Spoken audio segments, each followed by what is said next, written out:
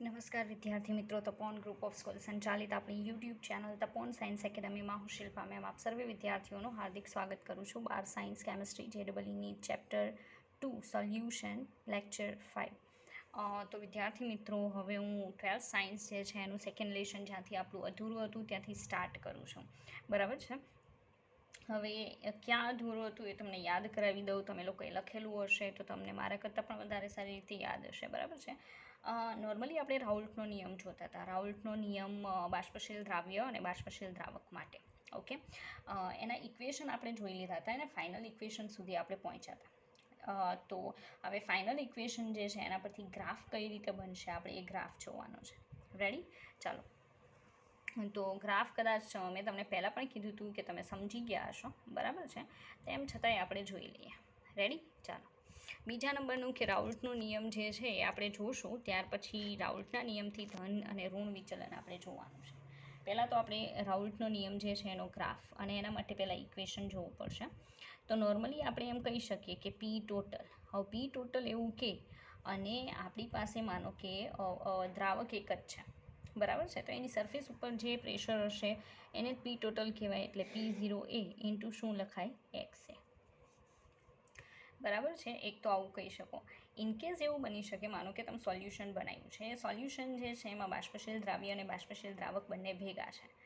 બરાબર છે. મતલબ બંને એવા છે કે ગેસમાં કન્વર્ટ થઈ શકે એમ છે. બરાબર. ત્યારે તમારું જે પી ટોટલ આવશે એ આવશે P0A into XA plus P0B into XB. Ready? Or લખી શકો PA પ્લસ PB. ઓકે, ચાલો. આગળ જોઈએ. ફાઇનલ ઇક્વેશન શું આવ્યું હતું એ તમને કહી દઉં. તો આપણું ફાઇનલ ઇક્વેશન હતું કે પી total is equal to P0A plus શું આવશે?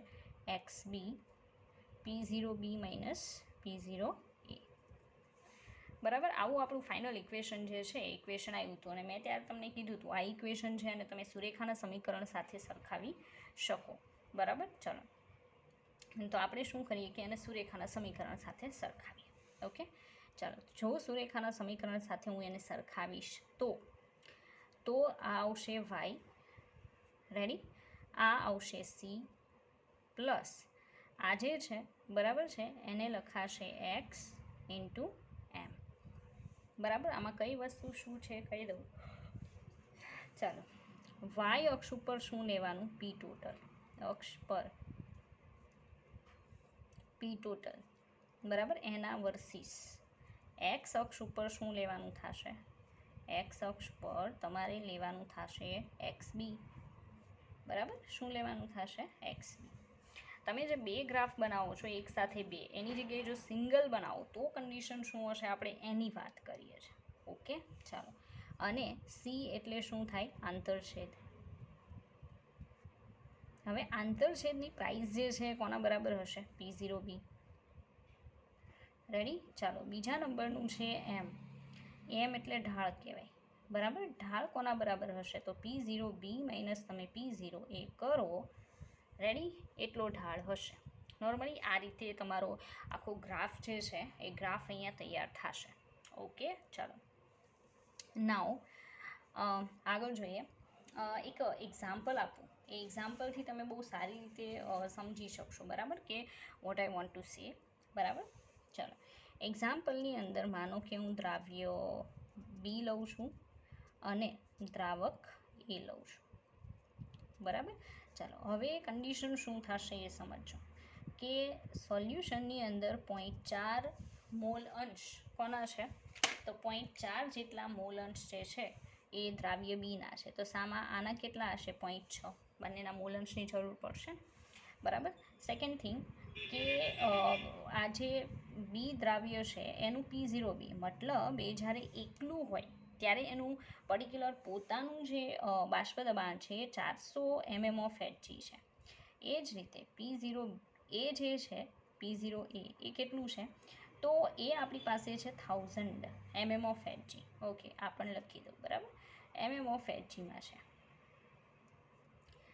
એટલે કોઈને સમસ્યા નહીં. ટોરમાં પણ લખી શકો. હું તો એક્ઝામ્પલ કરાવું છું. બરાબર છે, મારી જાતે ક્રિએટ કરીને, કે જેથી તમે સમજી શકો. ચાલો.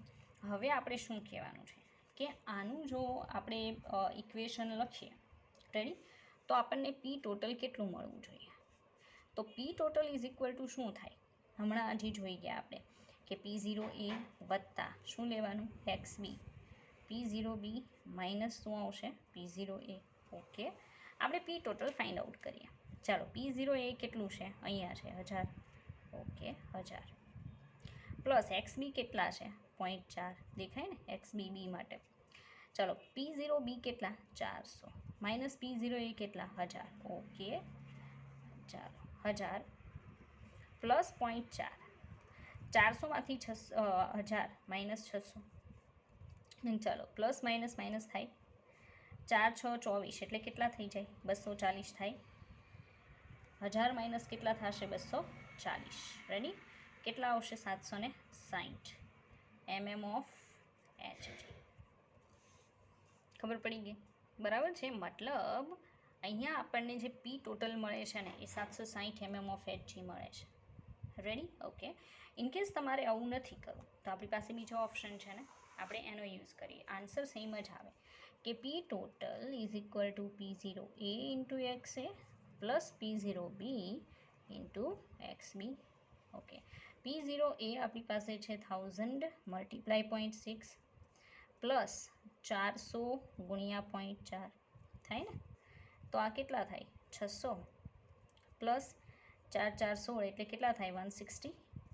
કેટલા થઈ ગયા? 760 mm ઓફ Hg. તો તમે ગમે એમ કરશો, તમારું પી ટોટલ આટલું જ આવશે. રેડી, ચાલો. તો હવે તમને ખબર પડી ગઈ હશે કે આપણે જે ઇક્વેશન ફાઇન્ડ આઉટ કરેલું છે, રેડી, એ ઇક્વેશન કઈ રીતે છે. બીજા નંબરની એક બહુ ઇમ્પોર્ટન્ટ બાબત કહી દો કે અહીંયા આપણું જે આ ઇક્વેશન છે કે જેમાં મેં તમને કીધું કે y બરાબર પી ટોટલ, ઓકે, પછી C બરાબર આંતર છે P0 A છે. ઓકે, ચાલો. અત્યારે આપણે જે એક્ઝામ્પલ લીધું એમાં C એટલે કે P0 A કેટલું છે આપણી પાસે? 1000 mm ઓફ Hg. ઓકે, તો આપણે ગ્રાફ બનાવીએ ત્યારે થોડુંક ધ્યાન રાખશું કે આ રીતે આવવું પડે. ચાલો, પછી આપણે M. ઓકે, M એટલે શું થાય? ઢાળ થાય ને, હમણાં જ કીધું. તો શું? P0 B minus P0 A. Okay, અને કેટલો આવ્યો આપણો? માઇનસ 240. ઢાળ એટલો આવ્યો ને, માઇનસ 240 આવ્યો. તો આપણે અત્યારે જ્યારે ગ્રાફ બનાવીએ ત્યારે સીધી વાત છે કે આપણો ગ્રાફ જે છે એ ગ્રાફમાં ઢાળની પ્રાઇસ કેવી આવી જોઈએ? માઇનસ. બરાબર છે. ચાલો, તો આપણે અત્યારે ગ્રાફ જોશું.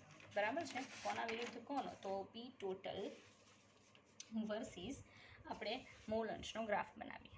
રેડી, આ જે છે મતલબ આપણે એક્ઝામ્પલ જે લીધેલું છે એ એક્ઝામ્પલ માટે. Okay, okay.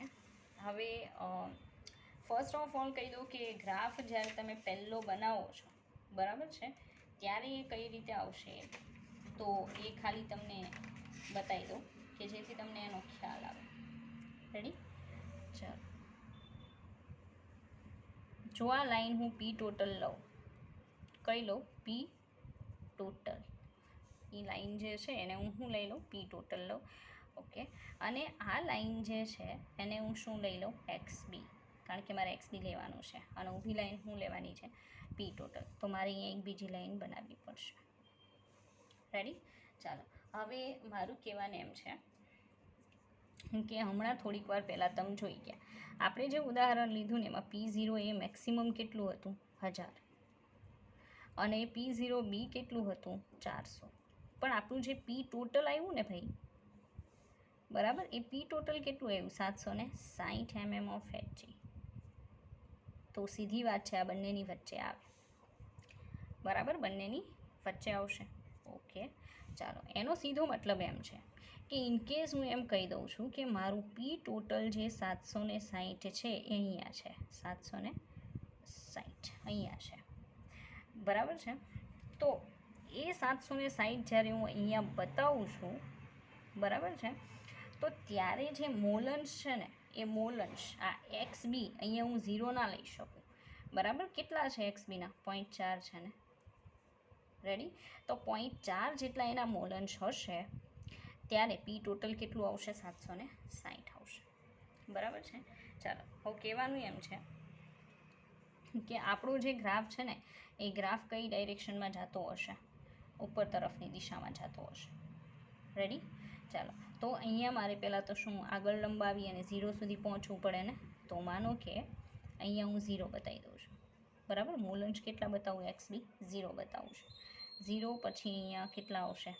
તો 0.1, ઓકે, પછી 0.2, ધેન 0.3, પછી અહીંયા 0.5, 0.6, 0.7, ઓકે, 0.8, 0.9 એન્ડ 1. ઓકે, તો એ તો XBના મૂલાંશ છે. મારે અપોઝિટ ડાયરેક્શનમાં કોના બતાવવા પડે? XAના. રેડી? હવે કન્ડિશન શું છે સાંભળજો. જ્યારે XB 0 હશે ને ત્યારે એનું જે બાષ્પ દબાણ હશે ને એ બાષ્પ દબાણ એ કેટલું હશે? 0. આ કોની લાઈન બનાવું છું હું? માની લો કે આ P0 એની લાઈન છે, કારણ કે એ લાઈન સામે આવે, અપોઝિટ ડાયરેક્શનમાં આવે. 0 હશે ત્યારે તેનું બાષ્પ દબાણ કેટલું હશે? 0. બરાબર છે. આપણે કેટલા સુધી લઈ જવાનું છે? 1000 સુધી લઈ જવાનું છે ને. માનો કે અહીંયા 1000 મેક્સિમમ છે, તો હું અહીંયા બનાવી શકું ને કે આ 100, 200, 300, 400, 500, 600, 700, 800, 900. ઓકે, આપણે એ રીતે બતાવ્યું છે. ચાલો, કહેવાનું એમ છે કે જ્યારે એના મૂલાંશ 0 હશે સોલ્યુશનમાં ત્યારે બાષ્પદબાણ 0 હશે, પણ જેમ જેમ મૂલાંશ વધશે, બરાબર છે, એ એનું મેક્સિમમ બાષ્પદબાણ કેટલું આવી શકે? એન્ડ ક્યાં થશે? 1000. મતલબ હું અહીંયાથી આમ લાઈન બનાવીશ, તમે સમજી શકો. અને સુરેખાના સમીકરણ પ્રમાણે આ રીતે થાય ને. સુરેખાના સમીકરણ પ્રમાણે આ રીતે થાય, સીધી વાત છે, બરાબર છે. હવે કહેવાનું એમ છે આપણો ગ્રાફ અત્યારે રેન્ડમ બને છે, બરાબર, કારણ કે તમે જોઈ શકો અહીંયા મેં કેટલા ભેગા લખ્યા છે. એટલે હું ગણતરી કરીશ તો પણ અહીંયા ગણતરી વાઇઝ આન્સર નહીં આવે, બરાબર. હું પણ ખાલી તમને ગણતરી બતાવીશ કે આ આવે હોય છે. હવે જોજો, આપણો આંતરછેદ C કેટલો હતો? બોલો તો આંતરછેદ C જે છે એ આપણો કોના જેટલો હોય? P0 એ જેટલો હોય ને, બરાબર છે. આપણે P ટોટલ વર્સિસ કોનો ગ્રાફ બનાવીએ છો? બોલો. તો આપણે જો PT વર્સિસ XBનો ગ્રાફ બનાવીએ, બરાબર, તો આપણો C આંતરછેદ P0 એ જેટલો આવે, બરાબર. અને P0 એ તમે જોઈ શકો કેટલું છે? 1000 છે. રેડી? તો અહીંયા કન્ડિશન શું થશે કે આખો જે ગ્રાફ છે એનો આંતરછેદ હકીકતમાં તો PT, એટલે આના બેઝ ઉપર આપણે આંતરછેદ PA ને ધ્યાનમાં લઈને આંતરછેદ કરવો પડે, તો આખો આટલો આવશે, બરાબર છે. એટલે P0 એ જેટલો આવશે. રેડી? ચાલો, બીજું ઢાળની પ્રાઇસ તો આ રીતે થશે, બરાબર. ઢાળ જે છે એ આપણે ફાઇન્ડ કરશું તો આપણને કંઈક આ રીતે મળે. રેડી? ચાલો, તો આ તો મેં અડધો ગ્રાફ બનાવ્યો છે. અડધો ઇન ધ સેન્સ કે હજી મારું આ જે તમને દેખાય PT, બરાબર, P ટોટલ એ અહીંયા છે, બરાબર, PT. ચાલો, પછી હવે કહેવાનું એમ છે કે આ જ્યાં ટચ થાય ને, બરાબર, આ લાઈન ઉપર, એ હકીકતમાં શું હોય? PA હોય. શું હોય? PA. હવે તમને ખબર પડવી જોઈએ PA એટલે શું, કે PA બરાબર P0A ઇન્ટુ XA. હમણાં આપણે થોડીક વાર પહેલાં ગોઈતું હતું, બરાબર છે, ત્યારે આપણું કેટલું આવતું હતું? એ કંઈક 600 જેટલું આવતું હતું. રેડી? અહીંયા 600 નહીં આવે, કારણ કે મેં રેન્ડમલી લીધેલું છે, એકદમ પ્રોપર નથી કર્યું, આ તો સમજાવવા માટે છે, બરાબર. ચાલો, હવે હું એમ કરું કે જ્યારે 0.4 હોય ત્યારે XB કેટલા હોય? 0.6 હોય ને, ત્યારે જ તો આપણને PT 760 મળે છે. તો હું અહીંયા આ રીતે લાઈન ડ્રો કરી દઉં, બરાબર. તો એ લાઈન જે મેં ડ્રો કરી ને, બરાબર, એ કોના માટે ડ્રો કરી છે? P0B માટે, બરાબર. મીન્સ કે PBની લાઈન છે, એમાં મેક્સિમમ PB કેટલું હોઈ શકે? P0B જેટલું. આ તમને ખબર હોવી જોઈએ કે માનો કે મારે મેક્સિમમ PA મેક્સિમમ લખવું છે, તો ભાઈ PA મેક્સિમમ કોના જેટલું હોય? P0A જેટલું. એ જ રીતે મારે PB મેક્સિમમ લખવું છે. રેડી? તો એ કોના જેટલું હોય? P0B જેટલું. રેડી? એનાથી વધારે ના હોઈ શકે, આ ફાઇનલ છે. એટલે અહીંયા આ જે લાઈન બનાવી છે એ કોની છે? હકીકતમાં PAની છે. એમ આ લાઈન બનાવી છે એ કોની છે? તો PBની છે. હવે P0B તો કેટલું છે જુઓ તો? 400 છે. રેડી? તો P0B 400 હોય તો અહીંયા તમે જોઈ શકો, ચાલો અહીંયા 400 છે. રેડી? તો આપણો ગ્રાફ અહીંયા આમ થશે ને, આમાંથી આ રીતે પાસ થશે, સુરેખા જ મળશે, આ રીતે પાસ થશે. રેડી? આ શું મળશે તમને? P0B. પછી તમે અહીંયા જોઈ લો, આ પીટી છે તો એમાંથી પાસ થતી આમ લાઈન મળે. આ જ લાઈનને તમે શું લ્યો છો? પી ટોટલ બરાબર પીએ પ્લસ શું લ્યો છો? પીબી. આવી ગયું? એ જ પોઈન્ટ, એ જ લાઈન ઉપર તમને આ પોઈન્ટ મળી જશે. બરાબર છે? એટલે ફરી પાછું કહી દઉં કે એનું એટલે P0B જે છે, બરાબર છે, એ P0Bની લાઈન તમે ડ્રો કરશો અને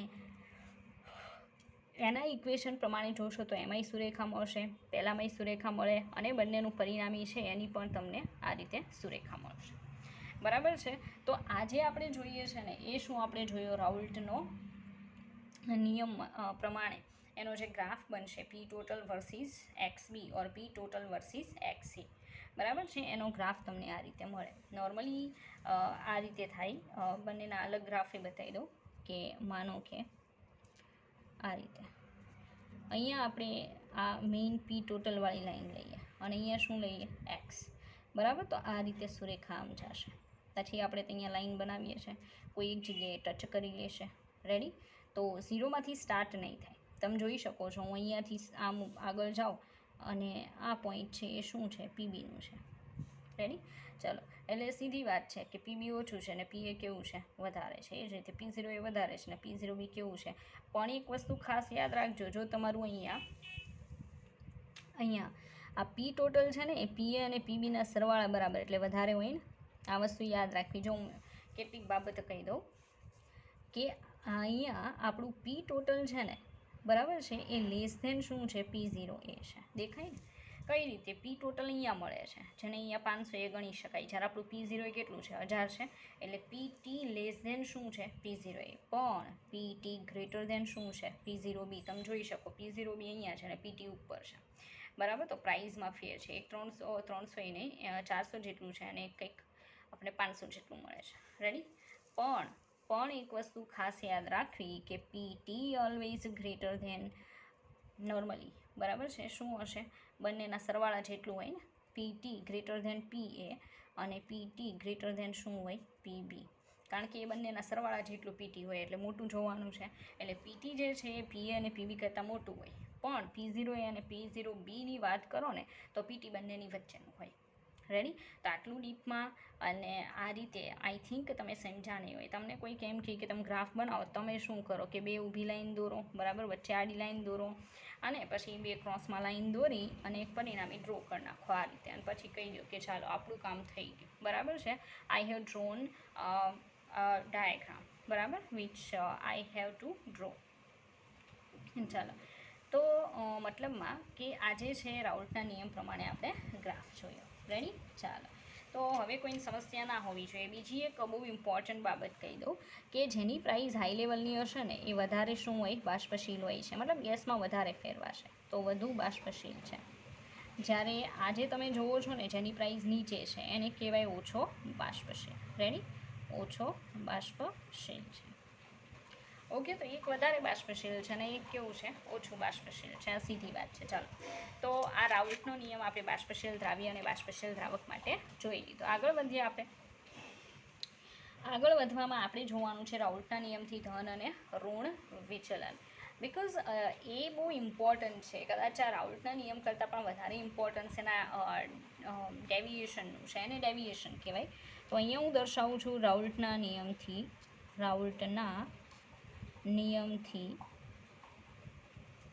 ધન અને ઋણ વિચલન. બરાબર? રાઉલ્ટના નિયમથી ધન અને ઋણ વિચલન. બરાબર? ચાલો, તો હવે કહેવાનું એમ છે કે સોલ્યુશન 3 પ્રકારના હોય. બરાબર? દ્રાવણો કેટલા પ્રકારના આવશે? 3. First, second and third. First one દ્રાવણને કહેવાય આદર્શ દ્રાવણ. સેકન્ડને કહેવાય પોઝિટિવ ડેવિએશન, ગુજરાતીમાં ધન વિચલન દર્શાવતું દ્રાવણ. નેગેટિવ ડેવિએશન, નેગેટિવ વિચલન દર્શાવતું દ્રાવણ. એમ કરીને દ્રાવણના કેટલા પ્રકાર પડશે? ટોટલ 3. ઓકે, ચાલો, હવે હરખાઈ ધ્યાન આપવું જે પણ કહેવામાં આવે એમાં. આઈ થિંક મોટાભાગના તમને ખબર જ હશે કે શું આપણે જોઈએ છે. આદર્શ દ્રાવણમાં જ્યારે તમે આદર્શ દ્રાવણ કોને કહેવાય? તો જો ભાઈ, કોઈ પણ કોન્સન્ટ્રેશન અને કોઈ પણ તાપમાને જે સોલ્યુશન છે એ રાઉલ્ટના નિયમનું 100% પાલન કરે એને આદર્શ દ્રાવણ કહેવાય. આ રાઉલ્ટના નિયમનું 100% પાલન એટલે શું? તો સાંભળજો, જ્યારે દ્રાવ્ય અને દ્રાવકને મિક્સઅપ કરો ત્યારે પી ટોટલ ઇઝ ઇક્વલ ટુ જો પીએ પ્લસ પીબી આવી જતું હોય તો એને રાઉલ્ટના નિયમનું પાલન કર્યું કહેવાય. બરાબર? એટલે બંને સોલ્યુશનના જે પણ બાષ્પ દબાણ છે એના સરવાળા જેટલું ટોટલ બાષ્પ દબાણ થાય તો અને તો જ એના આદર્શ દ્રાવણ કહેવાય. ત્યારે ડેલ્ટા એચ મિક્સચર બરાબર એ કેટલું હોઈ શકે? તો એ 0 હોય છે. મતલબ તમે જ્યારે બંને કમ્પાઉન્ડને, બંને સોલ્યુશનને, દ્રાવ્ય અને દ્રાવકને મિક્સઅપ કરો છો, બરાબર છે, બાષ્પશીલને, ત્યારે એન્થાલ્પીનો ફેરફાર છે ને 0 થવો જોઈએ. બરાબર? એ જ રીતે ડેલ્ટા વી મિક્સ એ કેટલું થવું જોઈએ? 0. બરાબર? બંનેના કદના સરવાળો જે છે, બરાબર, એ ટોટલ કદ એના જેટલું થવું જોઈએ. રેડી? ચાલો. પછી ઇનકેસ આ તો તમને ખબર હશે, પણ એક બહુ ઇમ્પોર્ટન્ટ બાબત છે, ડેલ્ટા એસ મિક્સ કેટલું થવું જોઈએ? બરાબર? તો આ ખાસ યાદ રાખજો, ડેલ્ટા એક્સ મિક્સ હંમેશા પોઝિટિવ આવવું જોઈએ. મતલબ જ્યારે તમે, ભલે આદર્શ દ્રાવણ બનતું હોય, જ્યારે તમે બે લિક્વિડને ભેગા કરીને સોલ્યુશન બનાવો છો, વોલેટાઇલ લિક્વિડને, ત્યારે જે પરિણામી એન્ટ્રોપી ફેરફાર છે એ હંમેશા વધવો જોઈએ. બરાબર? એ જ રીતે ડેલ્ટા જી મિક્સ એ હંમેશા કેવું આવવું જોઈએ? નેગેટિવ. રેડી? ભલે આદર્શ સોલ્યુશન હોય, ડઝન્ટ મેટર. બરાબર છે? પણ આ બદલાવ મીન્સ કે ડેલ્ટા એસ મિક્સ છે 0 ના થવું જોઈએ, પોઝિટિવ. ડેલ્ટા જી મિક્સ છે એ નેગેટિવ થવું જોઈએ. રેડી? ચાલો. હવે ધન વિચલન તરફ જઈએ. ધન વિચલન એટલે શું? તો રાઉલ્ટના નિયમ પ્રમાણે પીટી બરાબર પી0 પ્લસ પીએ પ્લસ પીબી છે ને, પણ જ્યારે એવું સોલ્યુશન ક્રિએટ થાય કે જ્યારે કુલ દબાણ છે એ બંનેના દબાણના સરવાળા કરતાં થોડું કેવું આવે? વધારે આવે.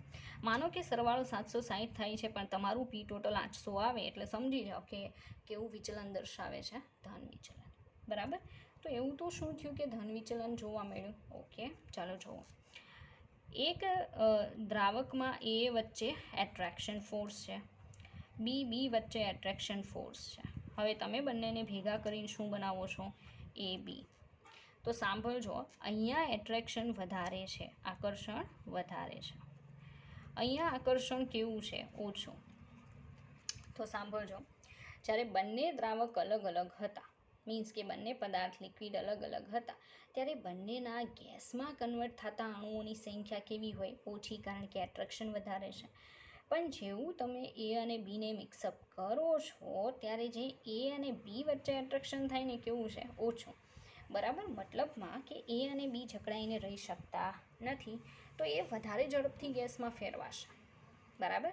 તો મતલબ સરફેસ ઉપર ગેસિયસ અણુની સંખ્યા બંને અલગ હતા એના કરતાં હવે શું થઈ જશે? વધી જશે. And that's why the pressure which is total pressure is greater than PA plus PB. બરાબર? તો એટ્રેક્શન ઉપર બધું આખું ડિપેન્ડન્સ છે. રેડી? એક બહુ ઇમ્પોર્ટન્ટ બાબત કહી દઉં. અહીંયા હાઇડ્રોજન બોન્ડ કે સ્ટ્રોંગર બોન્ડ હશે, પણ જ્યારે તમે સોલ્યુશન બનાવશો ને બંને ભેગા કરીને, ત્યારે હાઇડ્રોજન બોન્ડ બ્રેક થતા હશે. રેડી? હાઇડ્રોજન બોન્ડ શું થતું હશે? બ્રેક થતા હશે. મતલબ કેટલાક એટ્રેક્શન ફોર્સીસ છે એ તૂટી જશે અને પછી તમારું સોલ્યુશન જે છે એ સોલ્યુશન બનશે. બરાબર? એટલે કહેવાનું એમ કે અહીંયા એટ્રેક્શન ફોર્સીસ તૂટશે, નવા નહીં બને. રેડી? તો અહીંયા કન્ડિશન શું થશે એ જોજો કે ડેલ્ટા વી મિક્સ કદ વધી જશે ને, ગ્રેટર ધેન શું થશે? 0. કદ વધી જવાનું છે કારણ કે વધારે ગેસીસ મોલિક્યુલ બનવાના છે. અને ડેલ્ટા એચ મિક્સ શું થઈ જશે? Less than 0. શું કામ? કારણ કે બહુ બધી એનર્જી શું થશે? રિલીઝ, બોન્ડ બ્રેક થઈ જશે ને, અને જ્યારે બોન્ડ તૂટે ને, બરાબર છે, ત્યારે નોર્મલી શું થાય? એનર્જી આપણે આપવી પડે. નવા બોન્ડ બને ત્યારે એનર્જી શું થાય? રિલીઝ થાય. બરાબર? પણ સરવાળે શું? તો સરવાળે આમાં શું થતું હશે? Less than 0. વધારે એનર્જી બહાર પડતી હશે. ફરી પાછું delta S mix. Delta S mix is always positive and delta G mix is always negative. આ ક્યારેય ભૂલવું નહીં. બરાબર? ચાલો નેગેટિવ ડેવિએશન જોઈએ. નેગેટિવ ડેવિએશન ક્યારે? જ્યારે PT is less than PA plus PB. ઓ મતલબ જ્યારે બંને લિક્વિડ જુદા જુદા હતા ત્યારે બંનેના પર્ટિક્યુલર જે પ્રેશર હતા પોતપોતાના એનો સરવાળો છે એ હાયર હોય, બરાબર.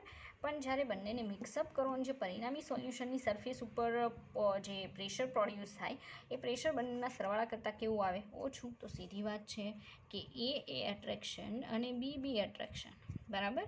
એ આકર્ષણ જે છે અહીંયા વધારે હતું ને, રેડી. એ આકર્ષણ અહીંયા કેવું હશે? ઓછું હશે. પણ જ્યારે તમે બંનેને ભેગા કરીને શું બનાવશો? AB બનાવશો, ત્યારે એટ્રેક્શન શું થાય? વધારે. આકર્ષણ વધશે એટલે ગેસમાં ફેરવાવાનું શું થઈ જશે? ઓછું.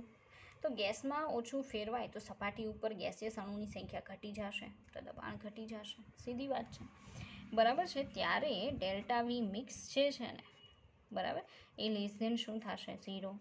ડેલ્ટા એચ મિક્સ જે છે, બરાબર, greater than 0. Delta S mix જે છે ઇઝ ઇક્વલ ટુ પોઝિટિવ, આ નહીં બદલાય. અને ડેલ્ટા જી મિક્સ છે, બરાબર, એ શું આવશે? નેગેટિવ. તો એ તો તમે જોઈ શકો, અહીંયા પણ સેમ, અહીંયા પણ સેમ અને અહીંયા પણ સેમ, બરાબર. તો ડેલ્ટા જી અને ડેલ્ટા એસની પ્રાઇસીસ જે છે એમાં કોઈ ચેન્જ નથી આવતો, બરાબર. એ ગમે એ ટાઈપનું સોલ્યુશન હોય, ડઝન્ટ મેટર, બરાબર. ઓકે, ચાલો આગળ વધીએ. પોઝિટિવ નેગેટિવ ડેવિએશનના ગ્રાફ આઈ થિંક બુકમાં તમે જોઈ ગયા હશો, રેડી. એટલે ઇનકેસ હું ના કહું તો પણ ચાલે, રેડી. ઓકે, તેમ છતાંય હું એવું નહીં કરું, હું કહી દઉં છું, બરાબર. ચાલો, ગ્રાફની અંદર તો શું આવશે? બધાને ખબર કે અહીંયા એક્સ આવશે, અહીંયા પી આવશે, રેડી. આ સાઈડ આપણે એક લાઈન ડ્રો કરીએ તો ઇનકેસ એવું બની શકે કે મારું જે પરિણામી PTનો ગ્રાફ છે આવો આવે છે, કારણ કે અહીંયા શું છે? આ P0B and here P0A, ready. આમ થતું હશે ને, એક આમ જશે પછી એક અહીંયા જશે, રેડી.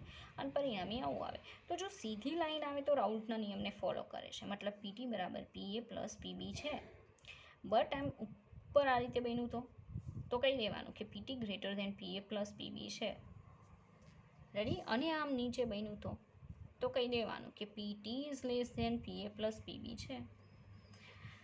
ઓકે, તો રાઉલ્ટના નિયમથી ધન અને ઋણ વિચલનની વાત આવે ત્યારે તમારા ગ્રાફ આવા રહેશે, બરાબર. ઘણા કહેશે કે અહીંયા તો લાઈન ન કરી શકાય ને, મેં ના નથી પાડી, પણ હું બહુ શોર્ટમાં મીન્સ કે જેટલું જરૂરી છે એ જ તમને એક્સપ્લેન કરું છું, બરાબર છે. ચાલો, કારણ કે આ તમે સમજી ગયા છો એટલે એના કરતાં પણ વધારે ઇમ્પોર્ટન્ટ બાબતો આપણી પાસે છે જે આપણે ડિસ્કસ કરવાના છે, રેડી. ચાલો આગળ વધીએ.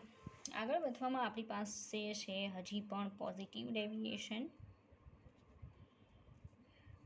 Deviation and here negative deviation. ચાલો, positive and negative deviation. Positive deviation જે છે એમાં મેં તમને સમજાવી દીધું છે કે આકર્ષણ બળો જે છે, બરાબર, એ આકર્ષણ બળો છે એ વધારે તૂટશે, ઓછા થશે, એટલે વધારે ગેસીસ મોલિક્યુલ્સ બનશે અને એટલે બાષ્પ દબાણ વધી જશે, રેડી. મતલબ અહીંયા બંધ શું થાય? તૂટે, બંધો તૂટે. સામે શું થાય? બંધો બને, બરાબર. હાઇડ્રોજન બોન્ડ ને એવું નવું રચાશે, નહીં હોય તો બનશે. અને એના કારણે શું થશે કે અહીંયા તમને નેગેટિવ ડેવિએશન જોવા મળશે. Now we have few examples which are I think most of the times એક્ઝામની અંદર પૂછાય છે, બરાબર. તો આમાં ઘણા કહેતા હશે કે ભાઈ યાદ કેમ રાખવું? તો we don't have any clue through which we can remind it, બરાબર. તો આપણે શું કરવાનું કે તમારે એને યાદ રાખવાની ટ્રાય કરવાની, બરાબર. અથવા એવું વિચારવાનું કે ભાઈ આ બે કમ્પાઉન્ડ છે તો એની વચ્ચે હાઇડ્રોજન બોન્ડિંગ પોસિબલ છે. હાઇડ્રોજન બોન્ડિંગ જો પોસિબલ બનતું હોય તો એમાં નવા બંધો બને છે, તો એ કઈ સાઈડ આવે? Negative deviation. અને એવું વિચારવાનું કે આમાં હાઇડ્રોજન બોન્ડ પહેલાં હતું અલગ અલગ કમ્પાઉન્ડમાં, હવે એ તૂટે છે, બરાબર છે. જો તૂટે તો કયામાં આવશે? Positive deviation. હમણાં એક્ઝામ્પલ આપો, બરાબર, ડોન્ટ વરી. ચાલો હવે શું કેટલાક એક્ઝામ્પલ છે, એમાં ફર્સ્ટ વન એક્ઝામ્પલ છે ethanol. Ethanol means C2H5OH plus cyclohexane. Okay, આનું એક્ઝામ્પલ આપું. જ્યારે ઇથેનોલ પોતે એકલો હોય, C2H5 here OH, okay, and ફરી પાછું HO C2H5. ત્યાં તમે સમજી શકો એના ઓક્સિજન અને હાઇડ્રોજન વચ્ચે કયો બોન્ડ હોઈ શકે? Hydrogen bond. પણ જ્યારે એ અલગ છે ત્યારે સાયક્લોહેક્ઝેનમાં તો there is no hydrogen bond possible, બરાબર, એવર. તો અહીંયા હાઇડ્રોજન બોન્ડ નથી, હાઇડ્રોજન બોન્ડ નથી, અહીંયા હાઇડ્રોજન બોન્ડ છે. તો પહેલાં એટ્રેક્શન વધારે છે. હવે તમે બંનેને મિક્સઅપ કરો છો, બેને મિક્સઅપ કરશો એટલે આના કેટલાક અણુઓ છે એમાં આ બંને અણુ જે હોય એકના, બરાબર, આલ્કોહોલના એની વચ્ચે સાયક્લોહેક્ઝેન આવશે તો બોન્ડને શું કરી નાખશે? તોડી નાખશે, બરાબર. તો અહીંયા બંધ શું થાય છે? તૂટે છે. ખબર પડી ગઈ? બોન્ડ તૂટે એટલે સમજી જાઓ કે પોઝિટિવ ડેવિએશન આવશે. રેડી? તો આવું જરાક માઇન્ડ ચલાવી શકાય, અને નથી ચલાવવું, બરાબર છે, તો એક ઓપ્શન છે. ઘણા લોકોને યાદ રાખવાની ટેવ હોય છે, નો પ્રોબ્લેમ, તો તમે એ પણ કરી શકો. રેડી? ચાલો, બીજા ઘણા બધા એક્ઝામ્પલ્સ છે આપણી પાસે, એ આપણે જોઈએ. સેકન્ડ એક્ઝામ્પલ છે CH3COCH3 plus carbon disulphide. Third example એ છે CH3COCH3 acetone plus C6H6 benzene. Fourth example છે C2H5OH plus acetone CH3COCH3. Okay, fifth example, ચાલો, ફિફ્થ એક્ઝામ્પલ છે C2H5OH પ્લસ શું આવશે? H2O. ચાલો, સિક્સ્થ એક્ઝામ્પલ એ આવશે CCl4 plus CCl4 plus CHCl3. Okay, ચાલો, સાતમું CH3OH પ્લસ H2O. રેડી? તો આવા બધા એક્ઝામ્પલ છે, બરાબર છે. એ એક્ઝામ્પલની હેલ્પથી આપણે શું કરી શકીએ, મીન્સ કે આમાં ડેવિએશન થાય છે, નથી થતું, કયા ટાઈપનું થાય છે. એક્ઝામની અંદર આમાંથી બને ત્યાં સુધી કોઈ હશે કે એમ કહેશે કે ભાઈ આ બંનેનું સોલ્યુશન છે, તો એ પોઝિટિવ ડેવિએશન બતાવે કે નેગેટિવ ડેવિએશન બતાવે, એ રીતે. ઓકે, ચાલો, આપણે જોઈએ આ સાઈડના એક્ઝામ્પલ્સ. રેડી? ચાલો, એ એક્ઝામ્પલની અંદર આપણી પાસે કયું એક્ઝામ્પલ લઈએ આપણે? Chloroform and acetone. ઓકે, એ સારું છે, એ તમે સમજી શકશો, બરાબર. Chloroform and acetone, CH3 C double bond O CH3. Ready? અને અહીંયા શું આવશે?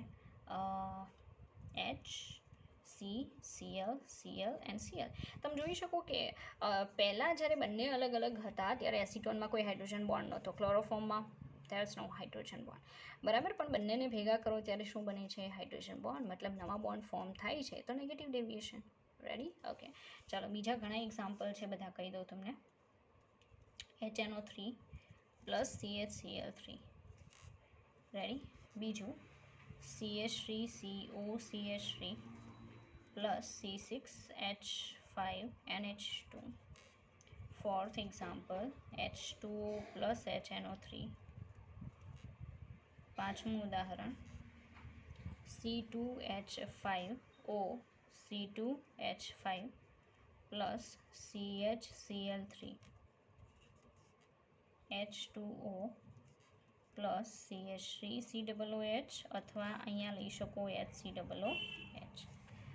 રેડી? તો આટલા એક્ઝામ્પલ છે, અને હજી પણ હશે. આઈ થિંક તમને જ્યાંથી મળે ત્યાંથી કલેક્ટ કરી લિસ્ટ બનાવો, એન્ડ એ લિસ્ટને બને ત્યાં સુધી એક બે દિવસે જોયા કરો, તો એ બધા તમારા માઇન્ડમાં ફિટ થઈ જશે, અને એક્ઝામમાં જ્યારે ક્વેશ્ચન આવે ત્યારે એટલો ડિફિકલ્ટ નહીં લાગે.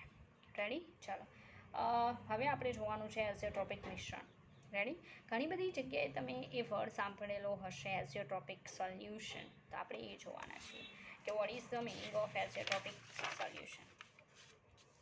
ઓકે, ચાલો, તો આપણો ટોપિક છે એઝિયોટ્રોપિક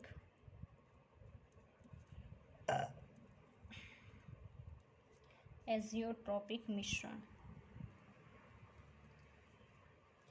એને કહેવાય સતત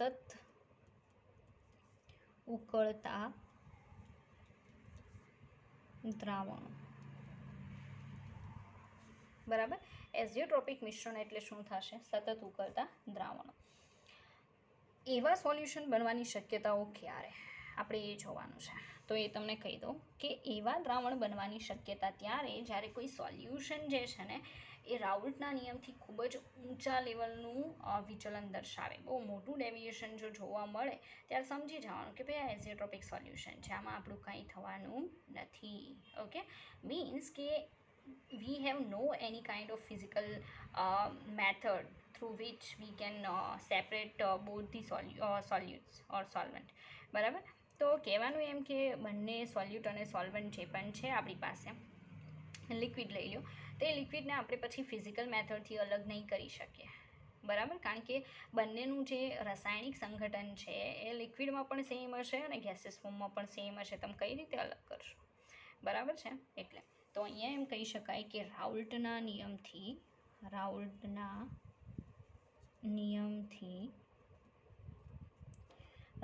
નિયમથી ખૂબ જ ઊંચું વિચલન દર્શાવે છે.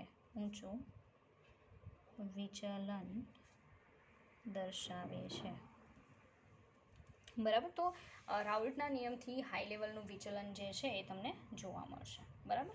ચાલો આગળ. બાષ્પ અને દ્રાવણમાં રહેલા ઘટકો સમાન રાસાયણિક સંગઠન દર્શાવ્યા. તો મેં હમણાં જ તમને સમજાવ્યું. એટલે તો કોઈ ફિઝિકલ મેથડથી આપણે એને ઇનકેસ સેપરેટ કરવાનું વિચારતા પણ હોઈએ તો એ પોસિબલ નથી. રેડી. એટલે શું કહી શકાય કે એની બાષ્પ અવસ્થા અને દ્રાવણમાં ઘટકોના રાસાયણિક સંગઠન સમાન હોય છે. મીન્સ કહેવાનું એમ છે કે ગેસિયસ ફોર્મમાં બંને જે કન્ડિશનમાં હશે ને સોલ્યુશનમાં, જ્યારે ગેસમાં ફેરવાશે ને ત્યારે બંને અલગ થઈને ગેસમાં નહીં ફેરવાય, બંને એકસાથે ગેસમાં ફેરવાશે. લિક્વિડમાં પાછા ફરશે તો બંને એકસાથે લિક્વિડમાં પાછા ફરશે. તો કહેવાનું એમ છે કે બંનેમાં જે જથ્થો છે ગેસિયસ ફોર્મમાં પ્લસ સોલ્યુશનમાં જે પણ કમ્પોનન્ટનો, બરાબર છે, એને આપણે બદલી નથી શકવાના. એ જથ્થો એઝ ઇટ ઇઝ રહેવાનો છે. બરાબર છે. એટલે આપણીથી હવે કાંઈ થાય એમ છે નહીં. ઓકે, ચાલો. તો એક્ઝામ્પલ જોઈએ કે જેથી તમે એને વધારે સમજી શકો. ચાલો. પોઝિટિવ ડેવિએશન, ગુજરાતીમાં ધન વિચલન, અને નેગેટિવ ડેવિએશન, ગુજરાતીમાં ઋણ વિચલન. કહેવાનું એમ છે કે આને કહેવાય, આ જે ધન વિચલન દર્શાવતા સોલ્યુશન છે એને કહેવાય લઘુત્તમ ઉત્કલન એઝિયોટ્રોપ. હવે આ શું? લઘુત્તમ ઉત્કલન એઝિયોટ્રોપ એટલે શું? અને આ જે નેગેટિવ ડેવિએશનવાળા છે એને કહેવાય મહત્તમ ઉત્કલન એઝિયોટ્રોપ.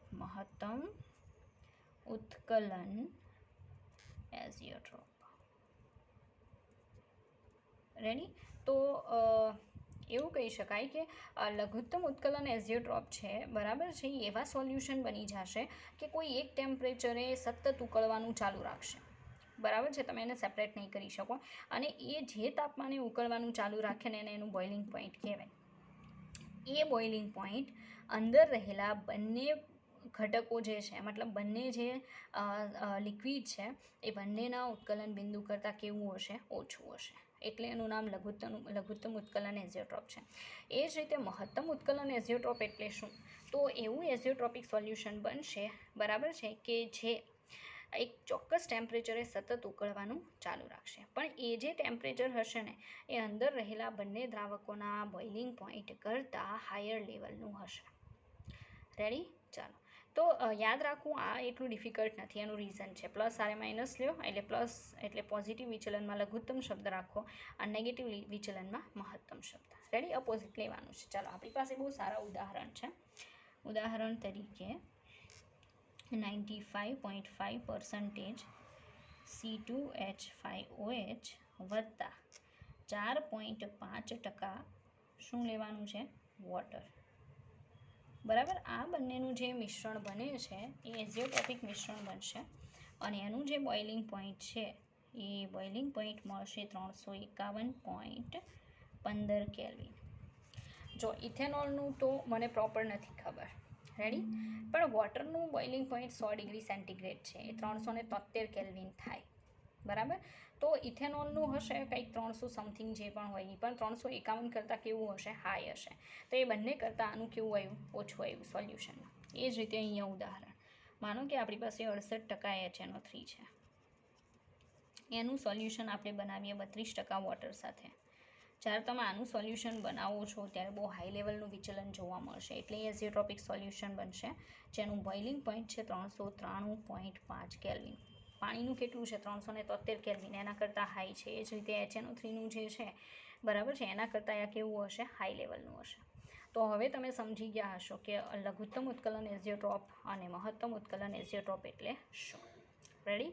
ચાલો, તો નોર્મલી આપણે અત્યારે લેક્ચરને અહીંયા અટકાવશું, કારણ કે હવે પછી જે ટૉપિક ચાલુ કરીશ, બરાબર છે, એ પાછો વધારે ચાલશે, મારે અધૂરો છોડવો પડશે. રેડી. એ આવશે રાઉલ્ટનો નિયમ અબાષ્પશીલ દ્રાવ્ય માટે. તો આપણે એમાં ફક્ત જે જરૂરી છે એના ઉપર કોન્સન્ટ્રેટ કરીશું, બરાબર છે. ટોટલ આખું આપણે નહીં જોઈએ, કારણ કે હજી મારે MCQ કરાવવાના છે અને ઓલ. એમ પણ આ લેશન જે છે, લેશનમાં જેટલી જરૂરી વસ્તુઓ હશે એને આપણે બધી જોઈશું, લાઈક અત્યારે તમે જે જોવો છો. ઓકે, ચાલો. તો આપણે નેક્સ્ટ વિડીયો લેક્ચરમાં મળીએ, અને હવે 12મું સ્ટાર્ટ, તો એ પ્રમાણે કામ કરો.